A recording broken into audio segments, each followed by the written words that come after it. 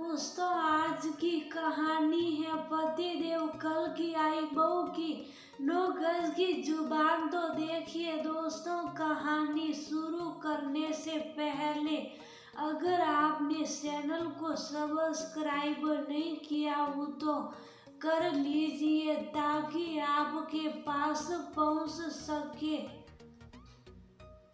हर नया वीडियो। घर घर जाकर ट्यूशन पढ़ाना ना बाबा ना बहू, तुमने सोचा भी कैसे शादी के 4 दिन बाद बहू घर घर धक्के खाए। तुम अभी ट्यूशन छोड़ दो। सविता जी अपनी नई ब्याहता बहू समिता जी से कहा, मम्मी जी मैंने शादी से पहले बताया था ना, मैं घर पर जाकर पढ़ाती हूँ। वैसे भी एग्जाम सिर पर है, इस वक्त ट्यूशन छोड़ना असंभव है। मुझे जाना ही होगा, सभी बच्चों का नुकसान होगा। हाँ बहू, बताया था शादी से पहले टाइम पास के लिए तुमने ट्यूशन पढ़ाया होगा, पर अब घर की जिम्मेदारी संभालने और नए घर को समझने का टाइम है। तुम्हारी मम्मी ने भी हमें यही कहा था कि हम जैसा चाहेंगे वैसा ही समिता करेगी।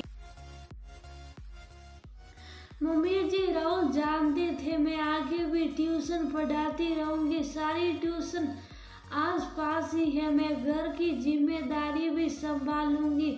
मुझे थोड़ा वक्त दे। अगर ट्यूशन का शौक है तो अपनी ननद प्रीति को ही पढ़ा देना। बाहर क्यों जाना है, सब काम चोरी के बहाने होते हैं।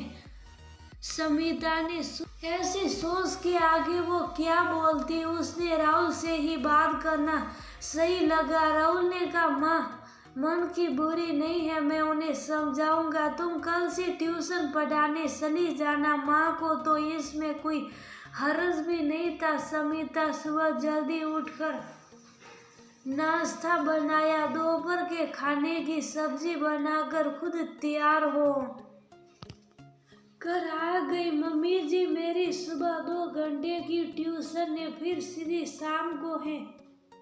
शाम के खाने की तैयारी मैं दोपहर में कर दूंगी। सास वहाँ से चिल्लाते हुए ससुर जी के पास गई।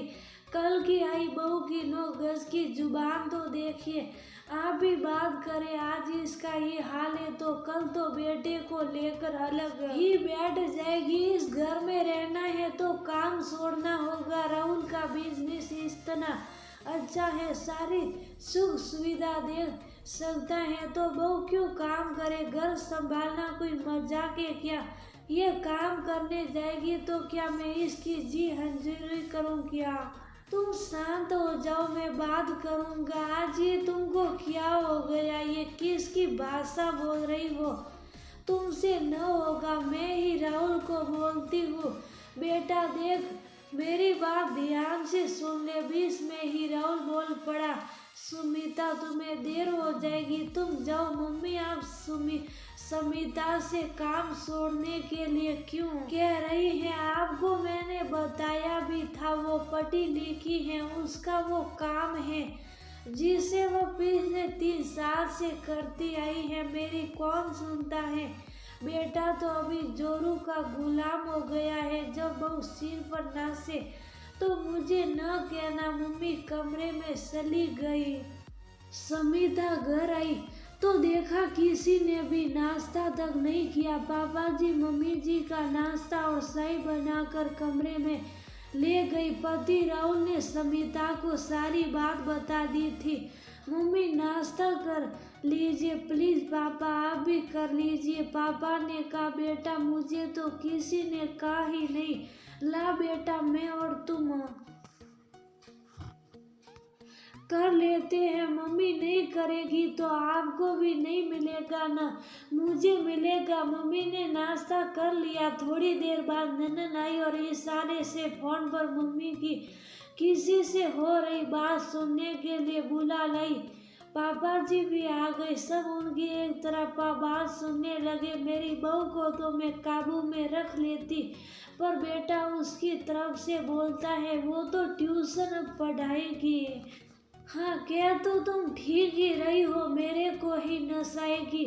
मैंने तो हंगामा किया भी था, क्या करूँ, इसके पापा भी नहीं सुनते तो बहू कौन सी सुनेगी। ठीक कहा तुमने, अब तो खुद कमाएगी तो मुझे ही दबाएगी। एक और बार तुम्हारे तरीके से कोशिश करती हूँ, सुधार रखती हूँ, कोई सुन लेगा तो सब फिर मुझ पर सट जाएंगे। सबको समझ आ गया मम्मी दिल की बुरी नहीं है, पर लोगों के कहे में आ जाती है। पापा ने सबको चुप रहने का और इंतजार करने का। दूसरे दिन मम्मी उठते ही बोली, बहू आज ट्यूशन मत जाना, मेरी तबीयत ठीक नहीं है और कुछ सहेलियां तुमसे मिलने आएगी, उनके लिए खाना बनाना होगा। पापा जी बोले, बहू तो 2 घंटे में आ ही जाएगी, आते वक्त बाहर खाना ऑर्डर कर देना। पैसे क्या पेड़ पर लगते हैं क्या, बाहर से मंगाने में ज़्यादा पैसा लगेगा। इतने दिन तो हमने कभी न मंगाया, भाग्यवान तुमने इससे पहले सहेलियों को सुविधा देख कर ही बुलाया था ना। छुट्टी के दिन बुलाना चाहिए था।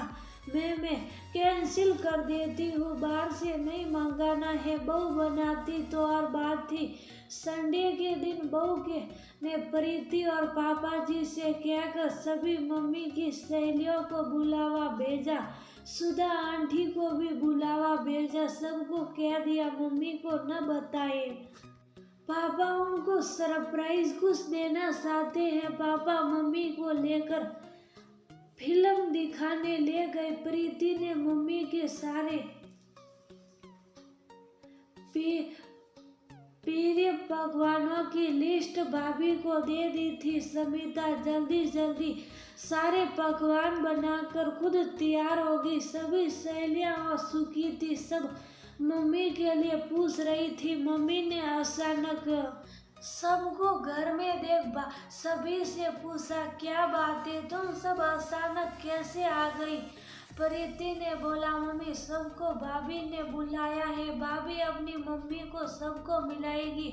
मम्मी कहाँ है इसकी मम्मी। आंटी ये है मेरी नई मम्मी।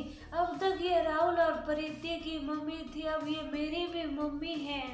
सब मिल ले, फिर मम्मी आप सबको अपनी पसंद का भोजन कराएगी। समिता मम्मी को रसोई में ले गई।